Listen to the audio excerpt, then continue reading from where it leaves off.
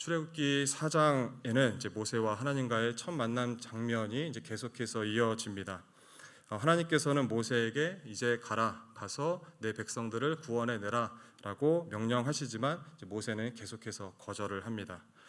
3장 13절에서는 이렇게 거절을 했었죠. 하나님이 나를 너희에게 보내셨다 하면 그들이 하나님의 이름이 무엇이냐, 그 하나님이란 분이 어떤 분이신지 그렇게 물을 텐데 제가 뭐라고 말합니까? 그러니까 하나님께서 나는 스스로 있는 자이다 라고 이제 이름을 알려주셨죠.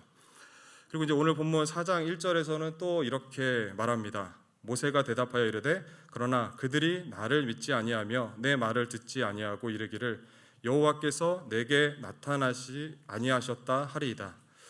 그러니까 저들이 하나님을 믿을지는 모르겠지만 저는 믿지 않을 겁니다. 제가 이스라엘 백성들에게 가서 하나님께서 당신들을 구원하시겠다라고 말씀을 전했다 한들 저들이 제 말을 믿음으로 받아들일 수 있겠습니까? 라는 거죠. 이 말 속에는 내가 전하는 말을 들어야 하는 이스라엘 백성들뿐만 아니라 솔직히 그 말을 전해야 하는 나조차도 지금 당신이 누구인지 제대로 모를 뿐더러 또 제 자신에 대한 확신도 없습니다. 저 같은 게 어떻게 그런 일을 감히 할 수 있단 말입니까? 라는 이제 마음이 담겨 있는 겁니다. 그러자 이제 하나님께서 놀라운 기적을 모세에게 보여주십니다. 성경에는 참 다양한 기적에 대해서 많이 나오는데 오늘 이 기적이란 것에 대해서 바른 이해를 갖게 되신다면 이제 앞으로 성도님들이 이 세상을 살아가실 때에 또 성경에서 여러 기적들을 접하실 때에 그 하나님의 목적과 의도를 깊이 이해하게 될 것이며 또 자칫 오해하거나 쓸데없는 일에 관심을 갖는 일들도 없게 되리라 그렇게 생각을 합니다. 우선 하나님께서 오늘 모세에게 보여주신 기적은 이것이었습니다. 그가 늘상 가지고 다니던 그 지팡이를 땅에 던지라고 하시죠. 그러자 그 지팡이가 놀랍게도 뱀으로 변합니다. 지극히 평범했던 늘상 내가 가지고 다니던 그 나무 지팡이가 길이만 조금 늘어났어도 굉장히 놀랐을 텐데 갑자기 살아있는 뱀으로 변했으니 이제 얼마나 놀랐겠습니까? 그런데 이번에는 하나님께서 다시 그 뱀의 꼬리를 잡으라고 하시죠. 우리가 직접 잡아본 적은 없어도 우리가 TV를 통해서 이미 알고 있듯이 뱀을 잡을 때는 머리를 잡지 이제 꼬리를 잡는 법은 없습니다. 그리고 이제 모세도 아마 광야에서 40년을 보냈기 때문에 뱀들을 많이 잡아봤을 텐데 그도 꼬리부터 잡진 않았을 겁니다.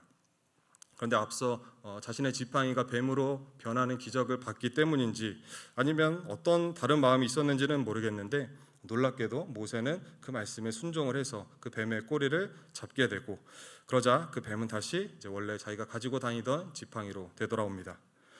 그러고 나서 이제 하나님께서 정말 중요한 말씀을 주십니다.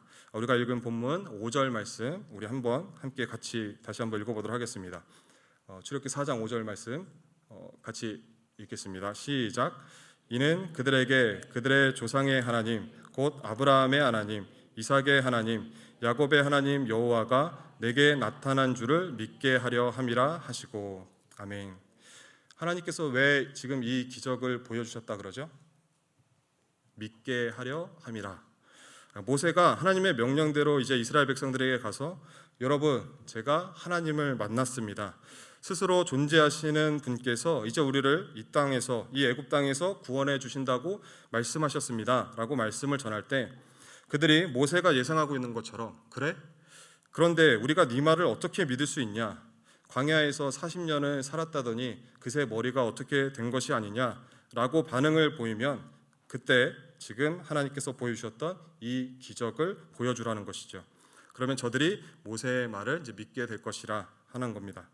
그러니까 기적이란 모세가 전하는 말이 진실임을 정말 하나님께서 살아계심을 믿게 하도록 베푸시는 하나님의 능력이라고 할 수 있습니다. 그러니까 다시 하나님의 기적은 하나님이 하나님이신 것을 자기 백성들로 하여금 믿게끔 하기 위하여 하나님만이 하실 수 있는 능력을 동원하시는 것, 이것이 성경에 나오는 모든 기적들의 본질이고 이제 목적이라 그렇게 할 수 있습니다. 이것을 잊지 않고 기억하신다면 성도님들은 아마 큰 은혜와 기쁨과 감사가 넘치게 되리라 생각합니다. 왜냐하면 사실은 우리 모두가 이런 기적 속에서 매일매일을 살아가고 있기 때문입니다. 여기 모이신 성도님들께서는 모두 하나님을 믿기에 이 자리에 나오셨을 겁니다. 그러니까 우리 방금 확인한 대로 이렇게 우리가 하나님이 하나님이신 것을 믿고 있는 것 또한 지팡이가 뱀이 됐다가 다시 지팡이가 되는, 죽은 막대기가 생명을 지닌 뱀이 됐다가 다시 죽은 지팡이가 되는 그런 기적과 방불한, 아니 그 이상의 하나님의 놀라우신 능력이 이제 우리에게 베풀어지고 있기 때문인 것입니다. 혹시 제가 지금 의도적으로 우리에게도 기적이 베풀어졌다라고 과거형으로 말하지 않고 기적이 베풀어지고 있다, 능력이 베풀어지고 있다라고 이제 현재 진행형으로 말씀드린 이유를 아시겠습니까?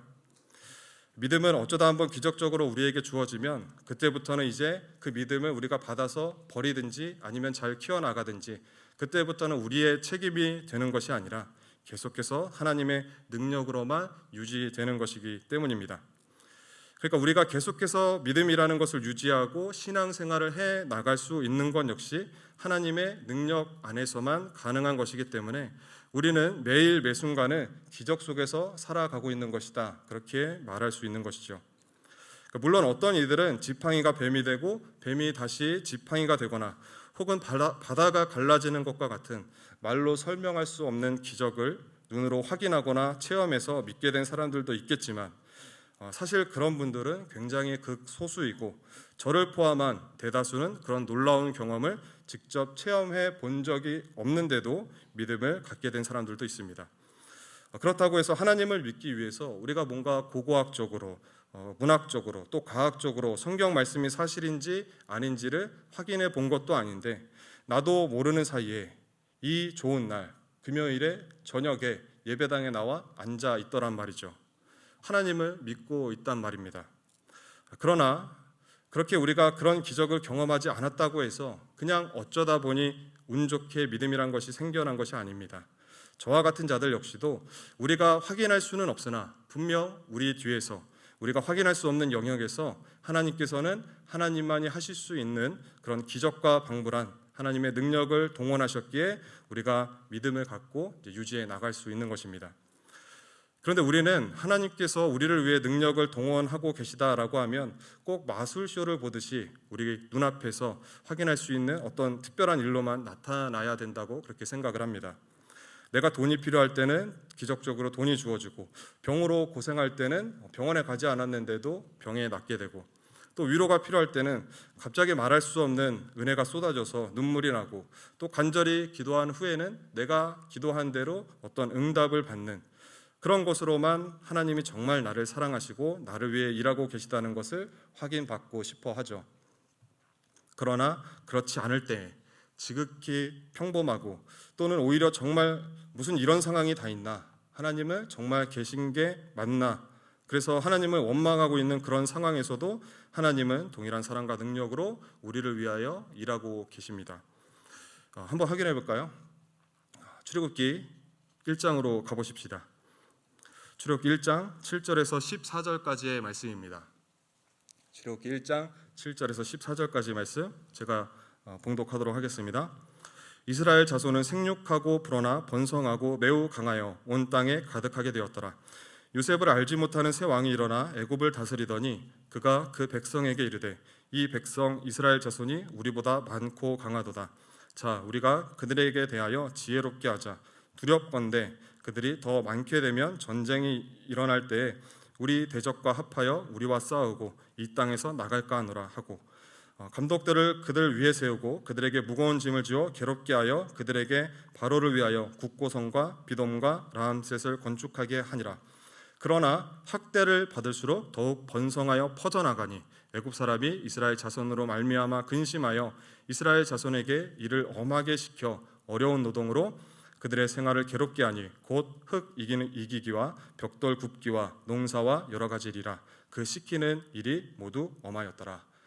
자, 여기서 보면 이스라엘 자손이 엄청나게 번성을 하자 그 강대국 애굽의 바로가 겁을 먹습니다.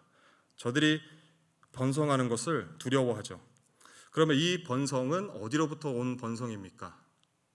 이스라엘 자손들이 야, 우리가 이대로는 더 이상 못 살겠다. 우리가 장기적인 프로젝트를 짜서 인구를 나중에 확 늘려서 이 애굽을 엎어버리자 해서 그렇게 시작된 번성이 아니죠. 하나님께서 이들에게 약속을 이루셨고 또 은혜를 베푸시고 계시기 때문에 지금 이 번성이 있을 수 있었던 겁니다. 그리고 이들이 이렇게까지 번성하기 전에, 그러니까 하나님께서 이들에게 이런 복을 주시기 전에는 사실 이들은 노예로서 그렇게 힘든 일에 동원되지 않았습니다. 오히려 복을 받아서 번성하니까 이걸 두려워한 애굽이 노역을 시켜서 그 번성을 억제하고자 했던 것이죠. 자, 이렇게 애굽이 두려워하고 근심하면서도 어떻게 손쓸 수 없을 정도로 이스라엘에게는 하나님의 은혜와 복이 쏟아져 내리고 있는데, 정작 이스라엘 백성들은 자신들이 하나님의 복을 받고 있다라고 인식하지 못했다는 겁니다. 왜 이런 고통을 겪어야 하는지, 왜 우리가 이 엄한 땅에 와서 노예로 이렇게 고생을 해야 하는지 그것을 알지 못했고, 하나님을 원망하고 하나님께 도와달라고 살려달라고 부르짖기 바빴죠.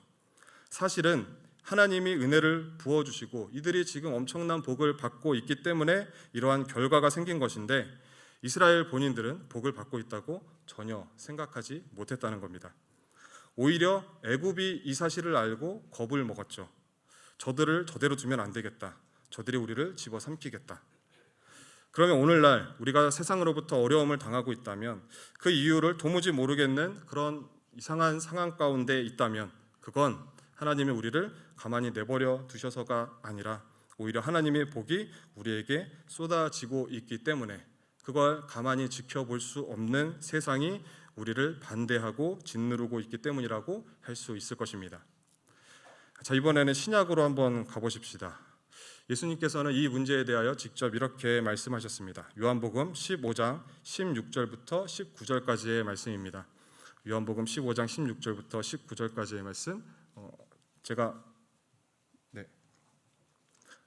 저는 언제나 시간을 많이 드리는 시간이 성경 찾으실 때 항상 시간을 많이 드립니다. 아깝지 않습니다. 이런 시간은. 요한복음 15장 16절부터 19절까지의 말씀 제가 봉독하겠습니다. 너희가 나를 택한 것이 아니요 내가 너희를 택하여 세웠나니 이는 너희로 가서 열매를 맺게 하고 또 너희 열매가 항상 있게 하여 내 이름으로 아버지께 무엇을 구하든지 다 받게 하려 함이라. 내가 이것을 너희에게 명함은 너희로 서로 사랑하게 하려 함이라. 세상이 너희를 미워하면 너희보다 먼저 나를 미워한 줄을 알라.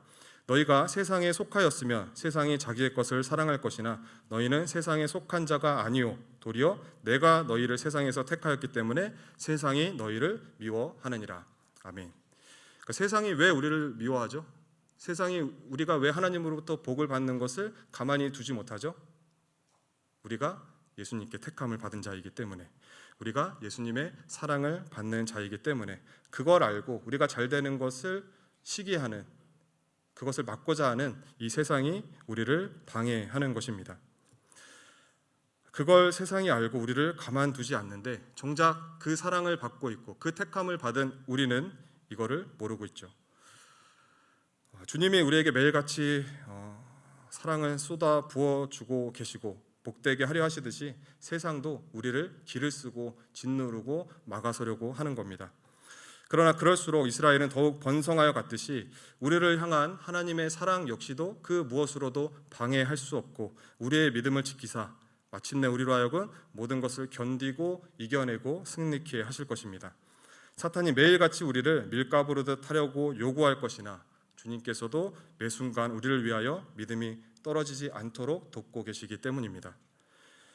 여러분들은 어떻게 믿음을 갖게 되었고 어떻게 오늘날까지 신앙생활을 해올 수 있었으며 어떻게 지금 이 자리에 앉아 있을 수 있으셨던 것 같으십니까?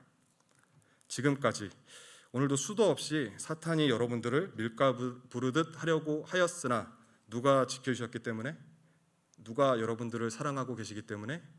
예수 그리스도께서 나를 위해 간구하시고 한순간도 나를 향한 그 사랑을 중단치 않고 계시고 퍼부어 주고 계시기 때문인 것입니다. 어떠한 순간에도요, 여러분들이 하나님은 내 기도에는 응답을 안 해주셔, 하나님은 나는 사랑하지 않으시나 봐, 하나님은 뭐 하시나 몰라, 전혀 하나님은 나를 위해 일하고 계신 것 같지 않은 그 순간, 하나님을 원망하고 잠시 하나님을 떠나 있었던 그 순간에도 하나님은 여러분들을 향한 그 사랑을 한순간도 중단한 적이 없고 멈추지 않으셨습니다. 기적을 경험한 자나 못한 자나 다 동일하게 그가 믿음을 갖고 있다는 것은 그 누구나 다 동일하게 우리가 알게 모르게 하나님께서 역사하고 계시기 때문입니다. 그리고 이렇게 하나님께서 자기의 백성들로 하여금 하나님을 믿고 살아가게 하는 일이야말로 이 세상 어떤 것보다도 크신 능력이 동원되는 놀라운 일이라고 성경은 말합니다. 그래서 베드로전서에서는 이 일은 하늘의 천사들조차도 굽어서 이 일을 살펴보기를 원한다, 그렇게 말합니다. 지팡이가 뱀이 되고 바다가 갈라지고 혹은 어떤 불치병에서 낫고 그런 것들이 대단한 것이 아니라 하나님을 배반하고 그 아들마저도 죽여버렸던 죄인들이 하나님이라는 신의 존재를 인식하고 내가 죄인이었구나를 깨닫고 저 죽은 예수가 내 죄 때문에 죽은 것이구나 라고 그를 믿음으로 구원자로 받아들이는 믿음이 생겼다는 게 하나님이 이 세상에서 행하시는 가장 놀라운 기적이요, 가장 큰 능력과 열심을 동원하시는 기적인 것입니다. 우리가 하나님을 알고 믿고 살아가는 모든 순간이 사실은 다 하나님의 능력이 동원되고 있는 기적 속에서 은혜 속에서 살아가고 있는 시간들인 것이죠. 그런데 바로도 알고 세상도 아는데 정작 그 백성들, 세상도 두려워하고 천사도 보기 원하는 이 엄청나게 놀라운 사랑을 받고 있는 그 당사자인 우리만 모르고 매일같이 그저 눈물 흘리고 원망하고 떼쓰고 그러고 살아가고 있는 것이죠. 제가 또 좋아하는 구약의 한 장면이 있습니다. 이제 민수기를 보시면 이스라엘 백성들이 이제 애굽에서 나와서 광야를 걷게 되는데 그들이 기대했던 것과는 전혀 다른 이제 광야라는 현실에 온갖 불평, 불만이 터져 나오기 시작합니다. 물이 없다, 먹을 것이 없다, 또 부추도 마늘도 없고 반찬이 영 마음에 안 든다. 또 길은 왜 도대체 이 모양이냐? 왜 굳이 먼 길을 돌아가게 하시느냐? 제사장은 왜 또 니네만 하느냐? 우리는 하면 안 되냐? 그리고 또 가나안 앞에까지 가서는 저런 거인들과 도대체 어떻게 싸우냐? 그냥 여기서 죽으란 말이냐? 이럴 거면 그냥 애굽에서 살다가 죽게 놔두지 뭐하러 저 거인들한테 맞아 죽게 하려고 여기까지 끌고 나왔단 말이냐? 왜 끌고 나와서 이 고생을 시키느냐? 이게 무슨 구원이냐? 그래가지고 하나님께서 만나도 주시고 메추라기도 주시고 또 바위에서 물도 주시고요, 또 어떤 때에는 전염병으로 혼내기도 하시고 지진도 일으키시고 불뱀도 보내시죠. 그렇게 백성들은 애굽으로 돌아가겠다, 모세를 죽이겠다 원망도 하고, 또 그러다 하나님은 이것들 더 이상은 못 봐주겠다, 그냥 싹 다 죽이고 모세 너하고만 이제 새롭게 다시 이 일을 시작하겠다. 그러면 모세는 또 아이고 하나님, 원래 그런 애들 아닙니까? 그러니까 처음부터 우리가 잘나서 데리고 나온 것 아니지 않습니까? 우리 못난 것 다 알고 나오신 것 아닙니까?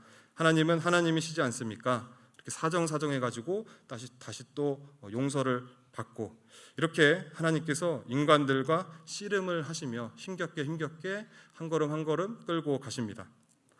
그런데 이렇게 광야에서 백성들이 하나님은 도대체 뭐하냐고 원망하고 있을 때, 에이 괜히 구원받았어, 그냥 애굽으로 돌아가는 게 낫겠어 라고 원망하고 있을 때, 이 광야가 내려다 보이는 언덕 위에서는 굉장히 놀라운 사건이 하나 벌어지고 있었습니다. 무슨 일인가 하면 이스라엘 백성들이 모압 광야에 들어서게 되는데, 이제 그 장면을 본 모압의 왕이 갑자기 수많은 사람들이 자기 영역에 들어오니까 이제 놀랬겠죠. 야, 쟤들 도대체 뭐냐? 쟤들 뭔데 이 광야를 저렇게 떼지어 다니는 거냐?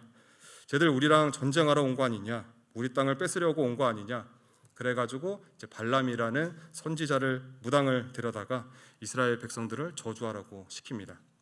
그런데 이 발람이 저주만 하려고 하면 할수록 이상하게 반대로 축복의 말이 나오는 겁니다.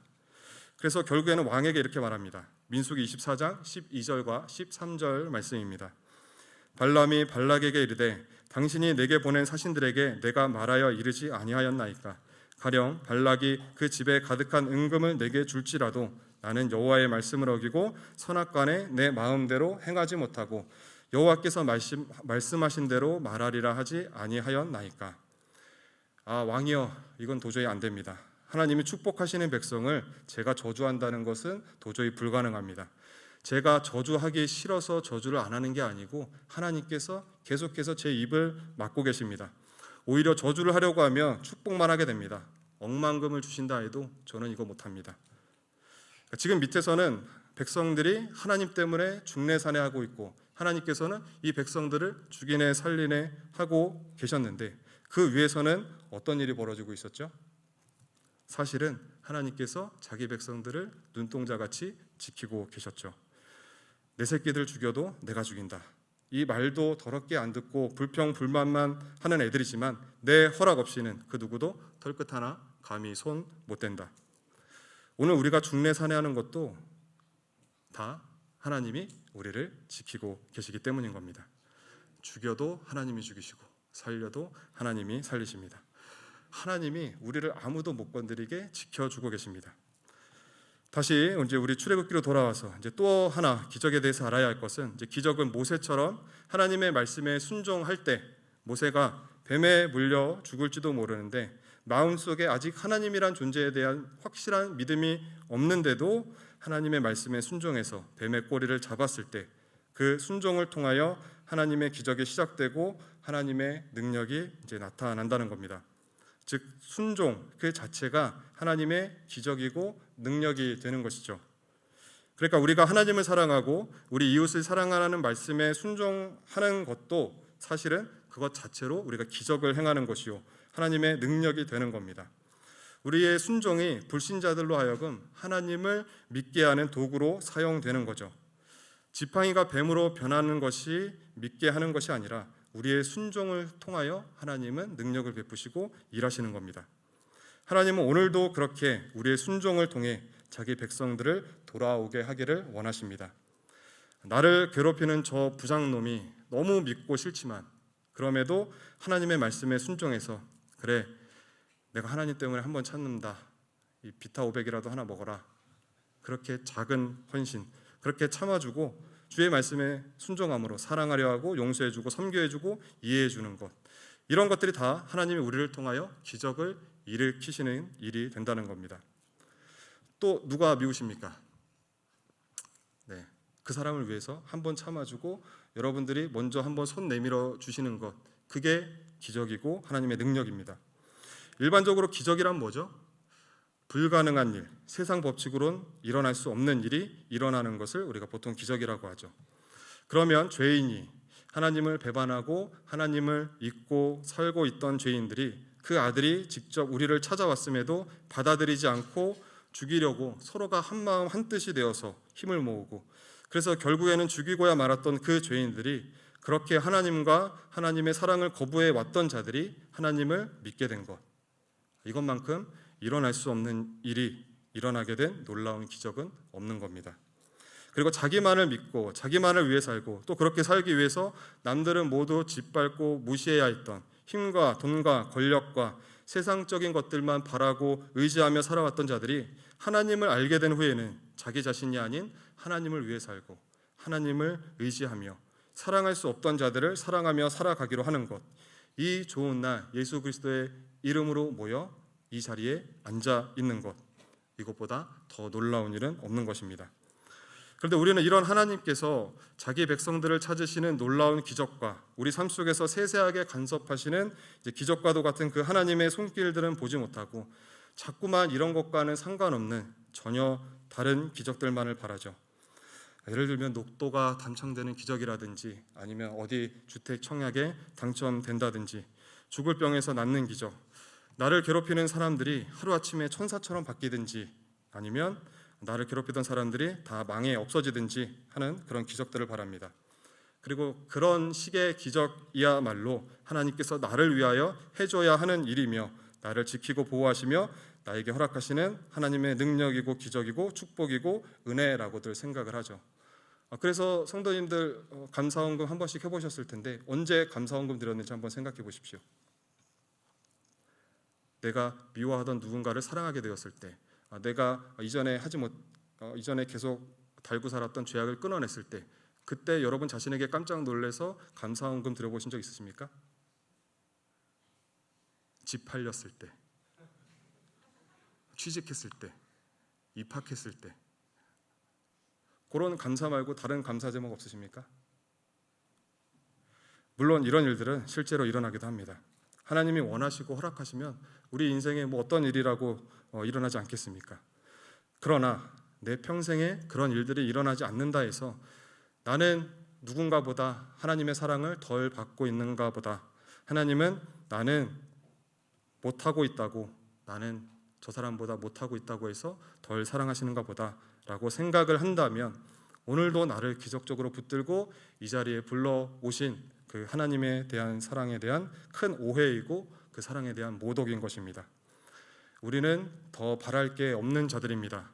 이미 다 받았기 때문에 오늘을 살고 있는 자들입니다. 자기 아들까지 내어주셨는데, 그래서 생명을 주시고 이미 영생을 보장받았는데 뭘 더 그렇게 우리가 달라 그렇게 있겠습니까? 여러분들, 성도님들은 무엇 하나 부족하지 않으십니다. 누구를 부러워하거나 더 가지기 위해서 그렇게 세상에서 이를 악물고 누군가를 짓밟고 그렇게 살아갈 필요가 없는 자들이십니다. 또 누군가에게 예수 외에 무언가 더 가져야만 한다는 식으로, 분명히 저 사람이 예수를 믿고 있음에도 뭐가 없기 때문에 불행한 인생인 것처럼 그렇게 남들을 대하지도 마시기 바랍니다. 이미 모든 성도에겐 주의 사랑이 우리에게 차고 넘치게 부어지고 있습니다. 성도님들이 살면서 무언가 부족하다고 느끼실 때마다 떠올리십시오. 하늘 아버지께서 우리를 위하여 누구를 내어주셨는지, 그리고 그 예수 그리스도께서 우리를 위하여 어떤 일까지 감당하셨는지, 또 그분이 우리에게 보내주신 성령님은 오늘 나를 도대체 어디로 어떻게 만들어가고 계시는지, 이 삼위 하나님께서 오늘도 우리를 위해 일하고 계시다는 사실을 기억하시기 바랍니다. 우리는 우리가 인간적으로 바라는 그런 세상적인 것들보다 우선적으로 또 본질적으로 우리 모두가 사실은 이미 더 놀라운 기적 속에서 숨쉬며 살아가고 있다는 사실을 기억해야 합니다. 우리가 숨을 들이쉬고 내쉬면 우리는 공기를 들이마시고 내쉬는 것이 아니라 하나님의 은혜를 들이마시고 내쉬는 겁니다. 우리 모두는 하나님을 믿게 하시고 말씀에 순종하게 하시는 하나님의 크신 능력에 동원되는 기적 속에 살고 있다는 것을 기억하시기 바랍니다. 우리가 보지 못하고 느끼지 못하는 때에도 하나님은 분명히 우리를 사랑하시고 우리를 지키고 계십니다. 그러니 하나님의 은혜 속에서, 감사 속에서, 기쁨 속에서, 또 기적 속에서 여러분들에게 주어진 인생 동안 그 주어진 축복들을 풍성히 누리시는 하루하루가 참으로 행복한 성도님들이 되시기를 바랍니다.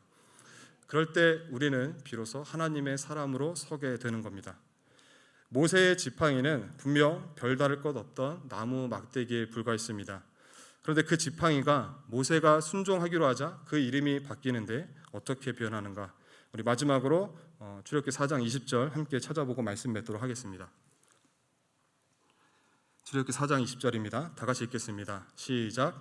모세가 그의 아내와 아들들을 나귀에 태우고 애굽으로 돌아가는데 모세가 하나님의 지팡이를 손에 잡았더라. 아멘. 모세가 순종하자 그 흔하디 흔한 나무 지팡이가 뭐로 바뀌었다 그러죠? 하나님의 지팡이, 세상 가장 강력한 능력이 되는 하나님의 지팡이로 변합니다. 여러분에게 있는 그 어떤 무엇이든지, 그것이 돈이든지 재능이든지 혹은 시간이든지 어떤 마음이든지 그 무엇이든지 그것을 하나님의 은혜를 알고 그래서 하나님을 위하여 쓸 때, 순종할 때, 하나님을 사랑하고 이웃들을 사랑하는데 그것들을 사용할 때 작은 소자에게 물 한 잔을 대접하는 것조차도 그것들은 더 이상 이 세상의 물질이 아닌 하나님의 이름이 붙은 하나님의 능력이 되는 세상 가장 강력하고 귀하고 복된 하나님의 무기가 될 것입니다. 그리고 그렇게 우리의 인생을 하나님께서 사용하시도록 내어드릴 때 우리의 인생 또한 이 쓸모없고 보잘것없고 답이 나오지 않는 나 역시도 그냥 세상의 보통 한 사람이 아닌 하나님의 사람으로서 이 세상 가운데 빛과 소금처럼 서게 될 것입니다. 하나님의 손에 붙들린 하나님의 사람으로서 이 세상에서 굳게 찬란하게 빛나는 우리 모두가 되기를 주님의 이름으로 축복합니다.